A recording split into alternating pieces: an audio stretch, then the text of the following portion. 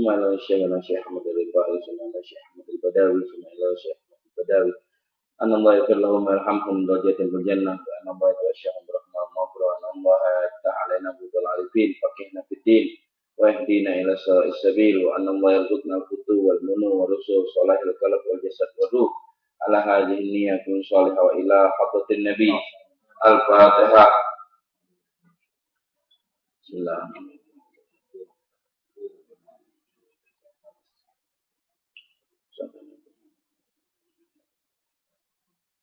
Bismillahirrahmanirrahim.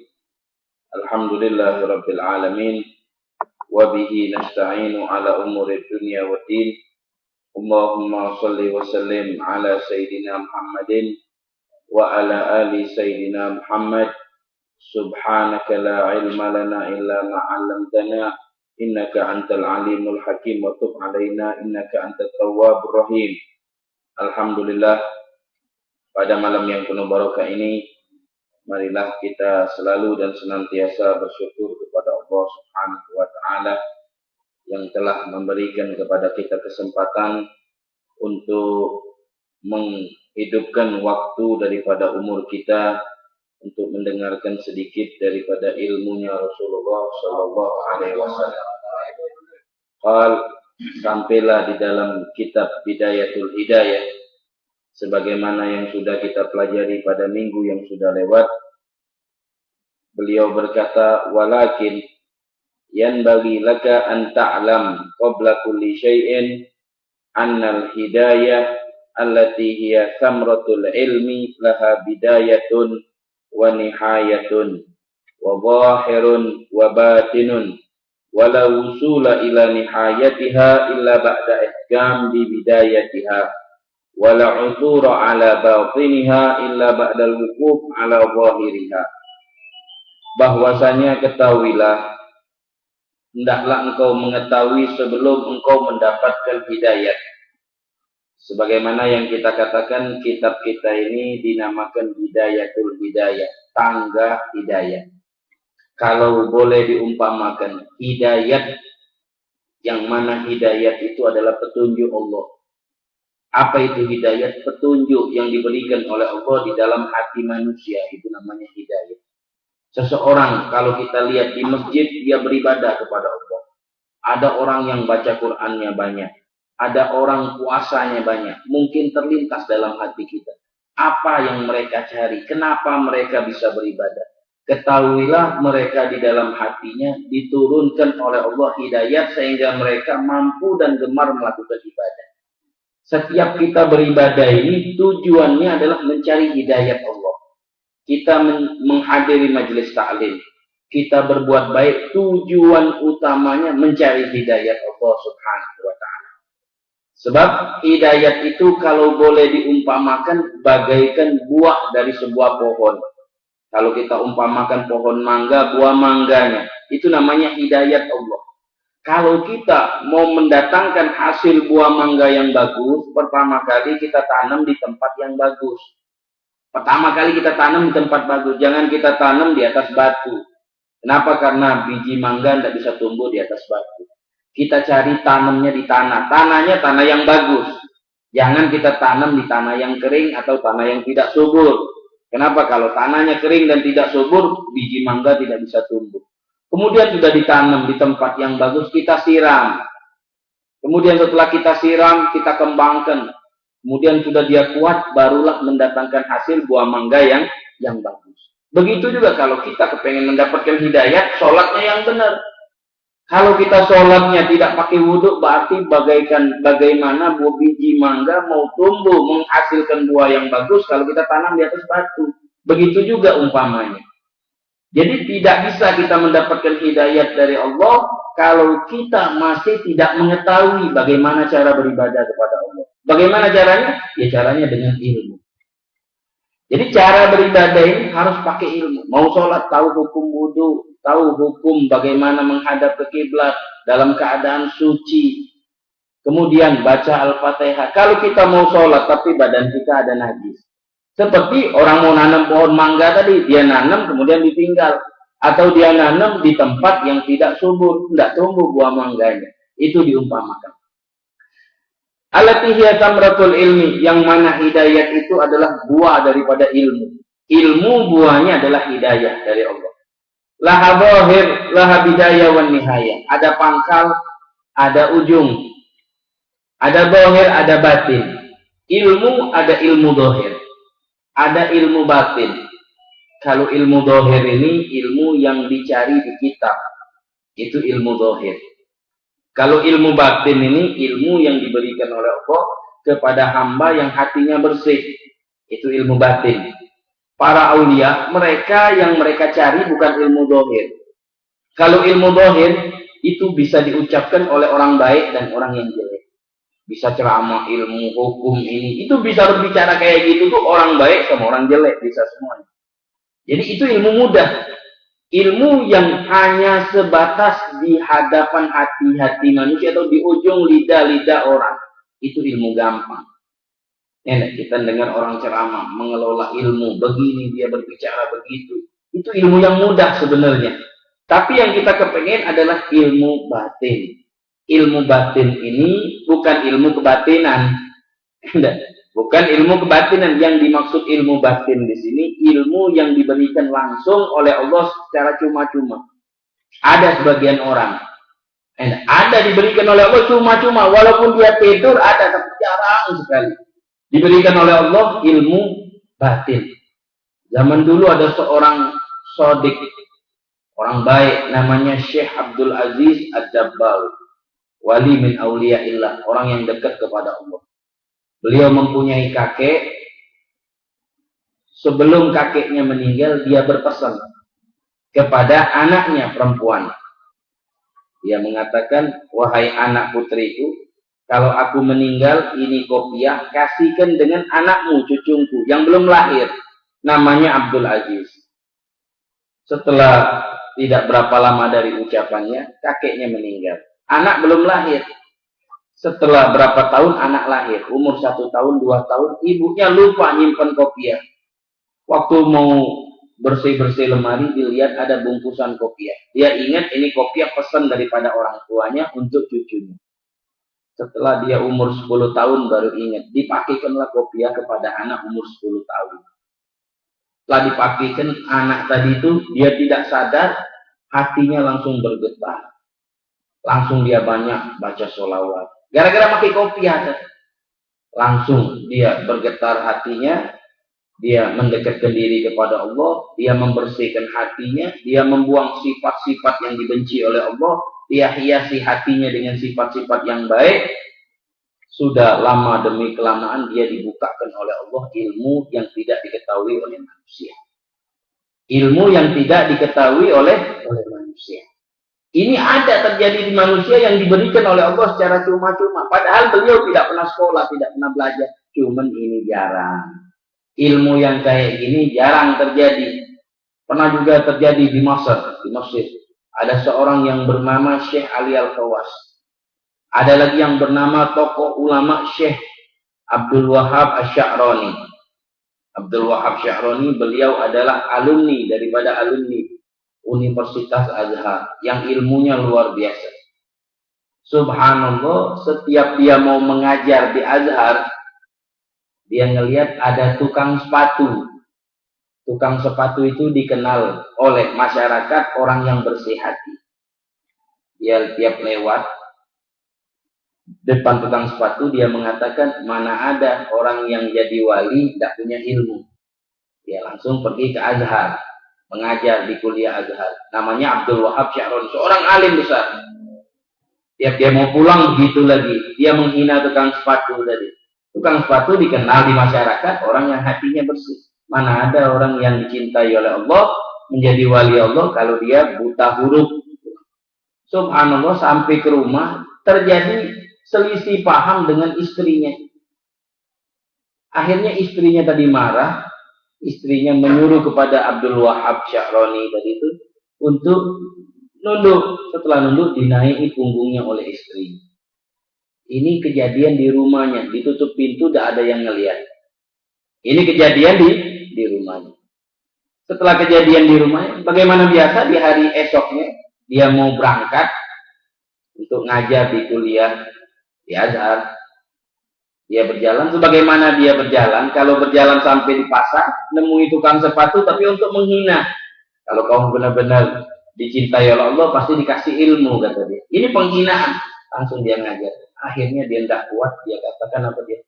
Uskut ya himar Zainab. Dia mengatakan apa dia? Diam kamu, wahai keledainya si Zainab. Zainab istrinya. Subhanallah, kata dia. Siapa yang ngajari dia tahu, padahal si Zainab naik ke punggungku, tidak ada orang yang tahu. Setelah dia pulang dari azhar, dia datang. Dari mana kau tahu ini? Dijawab oleh tukang sepatu, wahai Abdul Wahab Syahrini, kau tahu, kamu itu baru tahu ilmu dohir. Kalau aku tahu ilmu batin.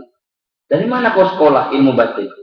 Dia mengatakan ilmu batin ini diberikan oleh Allah bagi orang yang mau membersihkan hatinya. Mengeluarkan sifat-sifat hati. Sifat congkak, sombong, benci, dengki, rakus dengan dunia dibuang. Itu dibuang. Kemudian dihiasi sifat tawadhu, sifat rendah hati. Nah itu baru diberikan oleh Allah. Kemudian dihiasi dengan takwa kepada Allah. Dari mana kau belajar ilmu batin tersebut? Dia mengatakan itu pemberian dari Allah. Diberikan kepada saya karena saya suka beramal beribadah kepada Allah. Maukah engkau mengajari saya ilmu itu? Dia mengatakan boleh kalau kau belajar ilmu itu. Tapi dengan syarat. Apa syaratnya? Semua catatan yang kau catat tentang ilmu, semua kitab-kitab yang ada di rumahmu, semuanya buang di sungai Nil. Aduh, kata dia, berat, ini syaratnya, kata dia. Saya mempelajari ilmu batin, semua kitab yang ada di lemari di rumahku. Bagaimana Abdul Wahab Syahrini orang alim besar. Beliau aja alumni daripada Azhar yang terkenal dengan ilmunya. Di situ kalau sudah keluar mutakharijin atau alumni, berarti kitabnya banyak. Semuanya buang semuanya di laut sungai Nil. Akhirnya dia ingin pikir-pikir, apa saya kepengen ilmu batin, kata. Dah, kata dia, daripada saya susah, lebih baik saya turuti, kata dia. Dia pulang ke rumah dengan hati yang berat, hati yang sedih, bawa kitabnya ke sungai. Sampai di sungai, dipilih-pilih kitab yang jelek, dibuang. Ini nggak ada catatannya, dibuang. Ada berapa kitab ini sayang dia, disimpannya, disembunyikan. Kemudian dia datang kepada gurunya tadi itu. Wahai guruku, semua kitab sudah saya buang, kata dia. Kemudian kau dapatkan dalam hati kamu suatu apa enggak? Enggak ada. Kitab sudah dibuang, saya biasa-biasa aja. Berarti ada belum kitab yang kau buang. Berarti ada kitab yang belum kau buang. Ini dia pulang ke rumah. Dengan hati yang sedih, diambil beberapa kitab yang belum dibuang, dibuangkan ke laut semua. Karena kepengen mempunyai ilmu batin. Akhirnya dia pulang, datang ke tempat gurunya.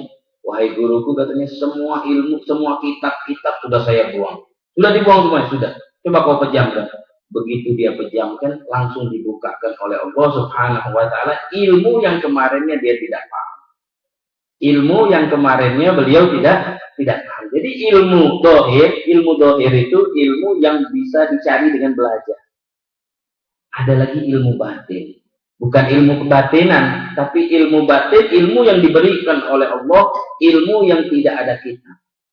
Jadi guru ini kalau ditanya, wahai guruku, apakah ini hadisnya Rasulullah atau bukan? Dia langsung dekatkan hadis, diciumnya. Dia mengatakan, kalau bau wangi keluar dari mulutnya Rasulullah, aku tercium ini adalah hadisnya Rasulullah. Kalau ini tidak ada bau wangi atau hadis ini biasa tulisan ini, aku katakan bukan hadis dari Rasulullah, karena aku dapat bau wangi dari hadis tersebut. Padahal kalau kita cium kertasnya, ya tidak wangi-wangi, tapi beliau mempunyai kelebihan yang diberikan oleh Allah Subhanahu wa Ta'ala. Jadi dari cerita ini yang bisa kita ambil pelajaran, bahwasanya buah daripada hidayat yang kita cari, gemar melakukan amal ibadah adalah keinginan kuat untuk mendekatkan diri kita kepada Allah dan bersihkan hati kita. Jangan sampai kita menyimpan hal-hal yang menyebabkan hati kita rusak. Hati bisa rusak. Kita kalau punya sebidang tanah, kita rawat. Kalau ada rumput yang panjang, kita tebas. Kalau kering, kita usahakan. Kalau ada lubang, kita tutup pakai tanah. Begitu juga hati, harus ada penjaganya. Kalau ada mau benci ngelihat orang, ditahan. Siapa yang nahan? Ya kita sendiri. Hati kita masa orang lain yang nahannya. yang nahannya kita sendiri. Kalau kita tidak tahan, kalau kita tidak jaga, maka hati kita akan rusak, akan dimasuki penyakit-penyakit. Kalau sudah penyakit tadi bersarang, penyakit mata, kalau sudah kena menimpa kita, sakit mata kita. Begitu juga hati. Kalau sudah menimpa, masuk dalam hati, hati rusak, seluruh anggota badan jadi rusak. Kenapa? Karena hati itu panglima anggota badan. Panglima anggota badan. Kalau dalam satu rombongan perang, pasukan, kalau panglima memerintahkan menghadap ke sebelah kanan, semua anggota menghadap ke sebelah kanan. Kata panglima nunduk, nunduk semuanya. Duduk, duduk semuanya. Makan, makan semuanya. Kenapa? Karena tergantung daripada apa yang diperintahkan oleh komandannya. Kalau komandannya nyuruh baik, baik semuanya. Kalau komandannya nyuruh jahat, jahat semuanya. Kenapa? Karena komandan. Jadi begitu juga hati. Kalau hati kita sudah jahat, dia akan nyuruh yang jahat-jahat. Kalau hati kita baik, dia nyuruh yang baik-baik. Maka kata Allah, fa'alhamaha fujuraha wa taqwaha. Dalam hati itu ada dua bisikan. Dalam hati kita tuh ada dua bisikan. Bisikan apa? Bisikan baik sama bisikan buruk. Kok bisa ada dua bisikan? Kalau hatinya tadi baik, maka dia selalu membisikkan ke anggota badan untuk berbuat baik. Kalau hatinya tadi tidak baik, dia akan membisikkan ke anggota badan untuk berbuat jahat. Jadi tergantung daripada hatinya. Kalau kita merawat hati, menjaga hati, membersihkan hati, semuanya akan menjadi baik. Anaknya menjadi baik, menjadi bagus. Kenapa? Karena hatinya bagus. Qala walau usula ila nihayatiha ila ba'da ihkam bi bidayatiha. Kita tidak bisa sampai ke ujung kalau kita belum bisa dipangkal. Kita kalau mau masuk ke sebuah tempat, masuk dari awal. Mau naik ke genteng, dari bawah dulu, pakai tangga. Anak kecil lahir, nggak bisa nulis, nggak ada yang bawa pakaian. Lahirnya dalam keadaan nangis, jadi dari bawah, bukan langsung dari atas. Itu salah. Biasanya kalau keluarnya dari atas, jatuh ke bawah. Tapi kalau keluarnya dari bawah, naik ke atas kuat. Jadi dalam segala hal harus dari bawah, nggak bisa dari atas. Kalau bekerja, dari bawah. Baru naik ke atas, bukan dari atas, langsung turun ke bawah. Tapi dari bawah. Begitu juga dalam amal ibadah, dari bawah. Dari nol, dari mujahadah pertama kali bersihkan hati, pertama kali makrifat kepada Allah, kenal Allah, bersihkan sifat hati dari bawah. Biasa sholatnya bagaimana? Tambah terus. Bukan dari atas ke bawah berkurang, tapi dari bawah terus meningkat. Wala uturo ala batiniha ilal ba'dal wukuf ala zahiriha. Tidak bisa kita mendapatkan batin kalau kita belum keluar. Artinya kalau kita mau biji mangga, itu harus kupas kulitnya dulu. Ya enggak? Kita mau biji mangga, jangan langsung dapat biji mangga, enggak bisa. Harus kupas kulitnya dulu, keluarkan isinya mangga, baru dapat bijinya. Nah, begitu juga dalam ilmu, kalau kita mau dapatkan batinnya, harus belajar dulu dari bawahnya. Mau belajar ilmu fikih, belajar dulu dari bab wudu. Karena yang paling penting wudu. Enggak, bab sholat. Jangan langsung buka faraid. Buka faraid kenapa? Ngitung-ngitung duit warisan, ngitung ini. Aduh, susah ini ilmu fikih. Susah kita. Atau langsung ke bab-bab yang lain. Belajar dulu bab hukum, gimana cara berwudu, gimana cara baca Al-Fatihah, gimana cara ibadah, gimana cara sholat.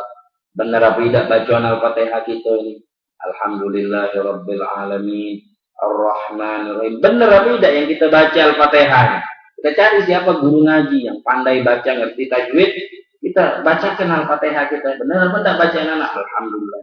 Kenapa? Karena kalau kita tidak benar baca Al-Fatihah, ini otomatis sholat kita tidak sah. Karena dalam syarat sahnya sholat harus pandai baca Al-Fatihah. Kalau kita tidak pandai baca Al-Fatihah atau salah dalam menyebutkan Al-Fatihah, otomatis sholat kita tidak diterima oleh Allah. Kecuali kalau kita tinggal di atas gunung, nggak ada ulama yang ngajari kita. Itu kita uzur. Atau kalau kita baru masuk Islam, nah kita uzur. Tapi kalau kita sudah tiap hari di lingkungan ulama, di sebelah kanan, sebelah kiri, depan, belakang, ada rumah orang yang alim, yang paham, maka kita harus belajar bagaimana sah membaca Al-Fatihah dengan makhraj yang benar. Qal wa ana musyirun 'alaika bi bidayatil bidayah. Dan sekarang aku tunjukkan kepada kamu bidayatul hidayah. Litujarrib biha nafsak, supaya kamu tes di hati kamu.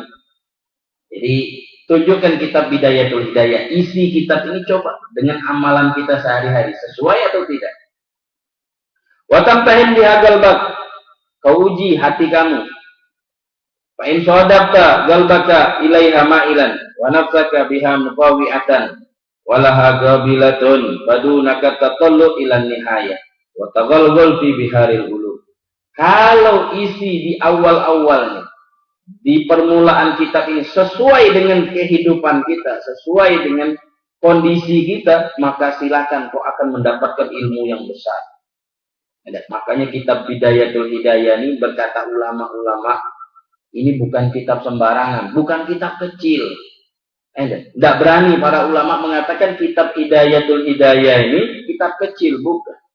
Di dalam kitab Hidayatul Hidayah itu katanya ada lautan ilmu. Kalau kita baca, di mana Ustaz lautan ilmunya? Ini kayaknya kertas semuanya.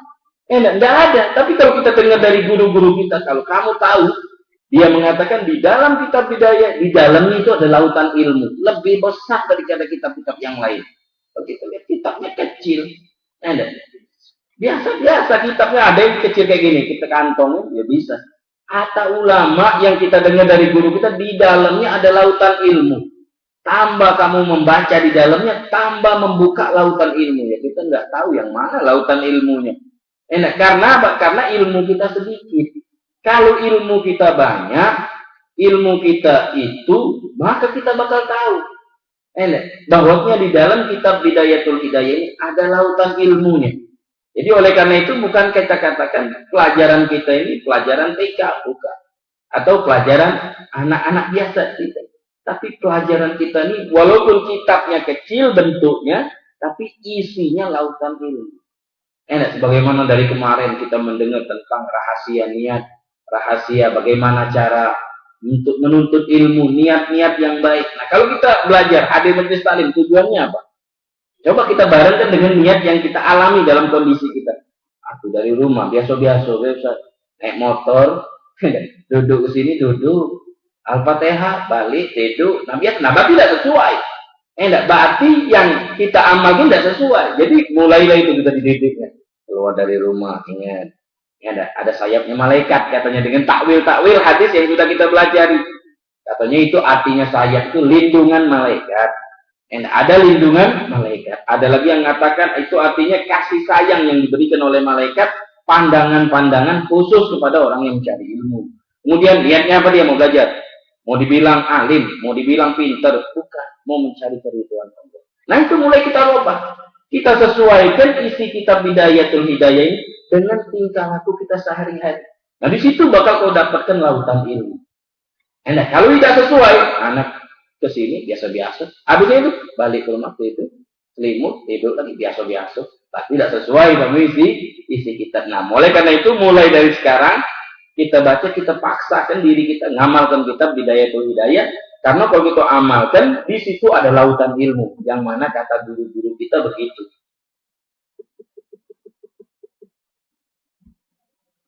Wa in sadaqta qalbaka wa in sadaqta qalbaka inda muajatika iyaha biha musawwifan. Kalau tadi kita bandingkan kitab Bidayatul Hidayah dan isinya tahu-tahu sesuai, yang dari pangkal tadi dari niat, nanti bakal kita baca terus. Kalau sesuai dengan perbuatan kita, kok akan mendapatkan lautan ilmu di dalam kitabnya. Tapi kalau tidak sesuai, bagaimana yang tadi kita ajarkan, baru berapa yang sudah kita pelajari, pertama kali niat yang baik, bukan niat untuk bersaing atau mencari apa nih? Mencari sensasi gitu orang sekarang. Belajar ilmu apa dia? Nyari sensasi biar terkenal, biar dibangga-banggakan, biar dapat masa kampanyenya banyak, biar baca pemilu nih wong magak ke dia galau. Nah, itu tujuan sensasi-sensasi duniawi. Kalau kita tujuan begitu ya dapat itu, enggak dapat akhirat. Wa in sadaqta qalbaka inda muwajahatika iyaha biha musawwifan. Kalau tidak sesuai, Artinya, ya nanti aja saya amalkan. Niat ini, hadir majelis begini begitu, dan amal-amal yang bakal dibaca belum dibaca kitabnya. Tapi kita malas untuk mengamalkan isi kitab. Wabil amal itu muqtadaha mumatilan, dan untuk mengamalkan isinya kamu undur-undur, nanti masih anak-anak, belum tua. Kalau sudah 60, baru anak mau ngamalkan ini kitab ini. Artinya diundur-undur lamanya. Fa'lam anna nafsakal mumatila ila thalabil ilmi hiya nafsul ammarah bisu. Tahuilah bahwa belajar ilmu, kalau tujuannya tidak mau mengamalkan isi kitab, itu bukan tujuan dari tujuan yang baik, tapi tujuan nafsu. Nafsu ini macam-macam. Nafsu apa? Nafsu makan. Kalau tidak nafsu makan, minum obat gitu. Nafsu makan, ngetuk, dua piring. Ada. Ada nafsu, cuma piring godo bawahnya ada. Itu nafsu makan. Ada lagi nafsu kalam. Nafsu kalam tuh pengen ngomong terus. Kalau dia orang alim, tidak ceramah, balik ke rumah mengut, gajang, lawang, gajang, tidak ceramah. Nah, maka sebagian ulama, dia tidak mau ceramah. Kalau nafsunya kepengen ceramah, dia tidak mau ceramah. Kenapa? Untuk melawan hawa nafsu. Ada nafsunya ini. Kalau saya ceramah, dorongan daripada hawa nafsu, dia tidak mau. Kenapa? Ketahuilah, dalam hati kita ini ada nafsu su. Inna nafsa la ammaratun bisu. Sesungguhnya kebanyakan hawa nafsu yang tidak diajar, tidak dididik, itu dia ngajak kita kejahatan. Kapan nafsu itu menjadi mutmainah? Kalau dilatih. Wan nafsu katifli in tahmilhu syabba ala hubbir radha'i wa in tabtinu yan fatimi. Kata burdanya. Al-Imam Busairi, beliau mengatakan nafsu itu seperti anak kecil. Kalau kalian manjakan anak kecil, ditijak kepala bapak. Kalau dia tidak dipisah dari ASI, susu ibu, dia sampai ketuanya ngasih terus dianya. Nah, dari kecil dipisah dia sampai ASI. Kalau sudah 2 tahun, jangan dikasih ASI lagi anak kita. Kenapa? Karena air susu ibu itu obat yang paling mujarab, yang paling ampuh, yang paling bagus, tapi sampai 2 tahun saja. Kalau di atas 2 tahun itu bukan obat lagi, itu penyakit yang keluar dari tubuh orang tua. Jadi kalau sudah umur 2 tahun ke atas, jangan dikasih ASI lagi. Kenapa? Karena bukan obat. Tapi kalau masih berumur dari awal sampai 2 tahun, kasih ASI. Daripada kasih susu, enak kasih ASI aja. Kenapa? Karena air susu ibu itu obat yang paling bagus. Dari hikmah yang diturunkan oleh Allah, seorang anak itu menyusu kepada orang tuanya. Jangan tidak dikasih ASI. Jangan tidak dikasih ASI. Baru lahir, dikasih ASInya sama siapa? Sama sapi, denku, sama ini. Kenapa? Masa nyusunya sama denku? Memang bagus, susu bagus, tapi sebagus-bagus obat ialah air susu ibu. Nah, kata ulama, nafsu itu seperti seorang anak kecil yang mau menyusu. Kalau tidak dipisah, sampai ketua dia menyusu. Nah, begitu juga hawa nafsu gitu. Makanya sebagian aulia, kalau lagi males mau berzikir kepada Allah, dia mengatakan, aku bersumpah tidak mau bangun dari tempat dudukku kecuali baca qul huwallahu ahad 1000 kali. Nafsunya tadi biar hancur. Kalau nafsunya kepengen makan, dilawan tidak mau makan. Kalau nafsunya udah kenyang, dipaksa makan. Untuk melawan hawa nafsu tadi. Makanya hawa nafsu yang ada di sebelah kita ini harus kita lawan. Nabi Muhammad setelah pulang daripada Ghazwat Badar. Ghazwat Badar itu pertama kali peperangan Nabi Muhammad. Berjumlah 313 sahabat berperang melawan orang kafir yang berjumlah 950 pasukan besar dengan perlengkapan yang komplit melawan sahabat Rasulullah 313. Yang mana perlengkapan hanya seberapa saja, membawa kendaraan cuma beberapa gelintir, membawa senjata cuma 8 orang. Tapi dibantu oleh Allah, merupakan peperangan yang paling besar, yaitu perang Badar. Setelah itu Rasulullah habis perang Badar, pulang ke rumah, beliau mengatakan, raja'na minal jihadil asghar ilal jihadil akbar. Kita pulang dari jihad kecil dan akan menemui jihad yang besar. Kata sahabat, ada jihad yang besar ya Rasulullah? Ada. Setelah ini ada jihad yang paling besar. Apa dia? Jihadun nafsi. Jihad melawan hawa nafsu. Hawa nafsu yang ada di batin ini. Kata ulama, nafsu akhbatu min sab'ina syaitan. Nafsu itu lebih jahat menjerumuskan manusia daripada 70 setan. Kenapa? Karena setan bisa kita lawan, tapi kalau nafsu tidak kelihatan, tidak bisa kita lawan. Susah kita lawan. Kalau setan, auzubillahi minasyaitonir rajim, lari setan. Kalau nafsu, sampai berbusa lah kita tidak lari. Kalau setan, auzubillahi minasyaitonir rajim, kita dengar pasti langsung telinga ini, baca ini zikir, lari setan. Tapi kalau hawa nafsu tidak lari-lari. Makanya kalau kita tidak lawan hawa nafsu tersebut, ia akan merajalela dan dia akan memerintahkan kita. Nah, oleh karena itu hawa nafsu yang ada di kita ini harus dilawan. Itu namanya syahwatul kalam. Ada lagi namanya syahwatul farad, syahwat kemaluan. Nah, taulah dewek. Dan yang lain-lain, macam-macam jenis hawa nafsu. Jadi oleh karena itu hawa nafsu yang ada di sini ini suka mengajak kepada keburukan. Wagodin tahabat muti'atan li syaitan. Hawa nafsu ini dia taat. Kalau kita bacakan kitab ini dia tidak mau mengamalkan, berarti hawa nafsu kita masih taat kepada setan dibanding taat kepada kita. Liyudlika bihabli wururihi. Setan tadi itu untuk memasang tali jiratnya, tali pancingnya. Fayastadrijuka bimakidatihi ila ghamratil halal. Kalau sudah kita masuk ke dalam tali setan, maka kita akan celaka. Wa ghaddu ayyurawij 'alaika syarr fi ma'radil khair. Dia menunjukkan orang kejahatan tapi dari tempat baik. Hebat dah ini. Setan itu menggoda manusia, bukan menggoda kita untuk berbuat jahat dari kejahatan, tapi ini dari amal baik kita diajar untuk kejahatan. Kita sholat amal baik atau amal buruk? Sholat amal baik. Tapi kita diajarkan sholat mau ke masjid, mulai kita dibisik oleh setan, entilah yang paling alim di sini, entilah yang paling bagus di sini. Mulai kita berbayar. Kan ini orang berbuat baik. Kalau dilihat pakai kacamata biasa, ini orang nak sholat ini, ya enggak? Nah ini kan dibarengi oleh setan, perbuatan baik itu diselit oleh setan, racun-racunnya supaya sholat kita tidak diterima oleh Allah. Waktu kita sholat mulai dimasuknya macam-macam ragu ini itu macam-macam. Nah, jadi godaan setan bukan saja untuk menggoda menjerumuskan orang berbuat jahat. Kita duduk di sini, nggak dibisik oleh setan, ayo udah berhentilah majelis. Atau baliklah, larilah ke BKB sana. Nah, kami BKB sana. Banyak itu tempat-tempat maksiat. Kalau kita lari ke tempat maksiat, ya oke. Memang itu tujuannya untuk maksiat. Ini tidak kita digiring ke tempat baik. Di tempat baik itu kita dibasuhi kejahatan. Nah, jadi apa dia? Kebaikan, kejahatan dibungkus oleh setan dengan kebaikan. Yang baik, tapi dalamnya itu kejahatan.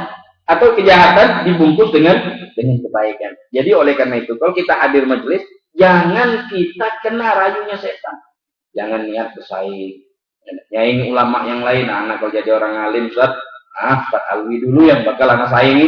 Kenapa? Dulu jangan, bukan tujuan itu. Tujuan kita mencari keridhaan Allah. Tidak kata yang namanya bersaing, tidak kata yang namanya benci sama ulama. Wa qasduhu an yurawija 'alaika syarr fi ma'radil khair hatta yulhigaka bil aksarina a'mala.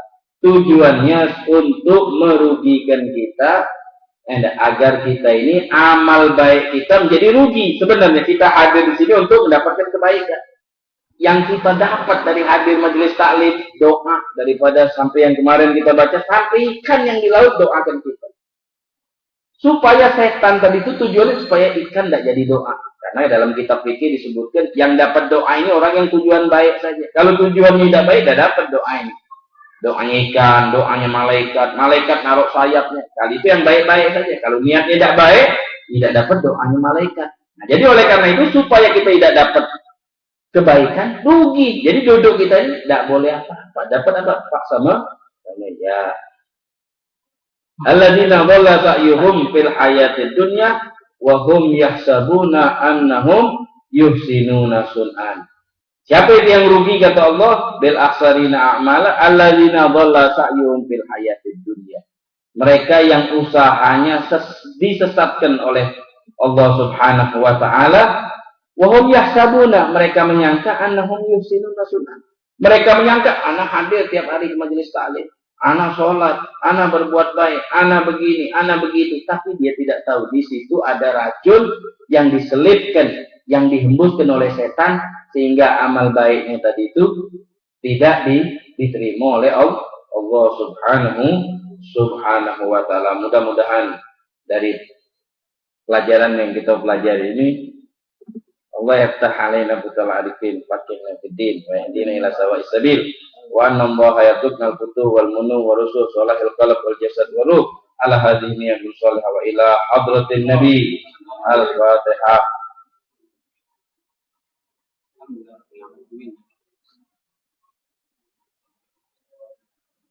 Subhanakallahumma bihamdika asyhadu an la ilaha illa anta astaghfiruka wa atubu ilaik.